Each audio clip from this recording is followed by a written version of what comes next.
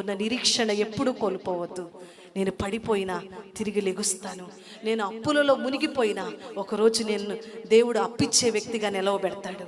నేను అనారోగ్యంతో ఇబ్బంది పడుతున్నా ఒకరోజు దేవుడు నన్ను నూతన బలముతో నింపుతాడు. ఇప్పుడు నా బిడ్డలు మరి చాలా స్థితిలో ఎంతో పేదరికంలో ఉండొచ్చు. ఒకరోజు నిశ్చయముగా నా కుటుంబాన్ని ఆర్థికంగా ఆయన లేవనెత్తుతాడు, ఆరోగ్యంగా ఆయన లేవనెత్తుతాడు, ఉన్నతంగా నన్ను ఫలింపజేస్తాడు.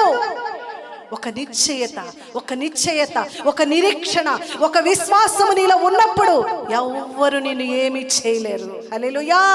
ఎవ్వరు నిన్ను ఏమీ చేయలేరు.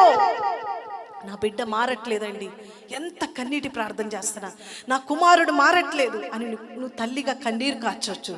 నీవు కార్చిన కన్నీరు, నువ్వు చేసిన ప్రార్థన ఎప్పుడు వృధా కాదు. నీవు కార్చిన కన్నీరు, చేసిన ప్రార్థన నీవైనా మర్చిపోవచ్చేమో, కానీ నీ దేవుడు మర్చిపోయే దేవుడు కాదు.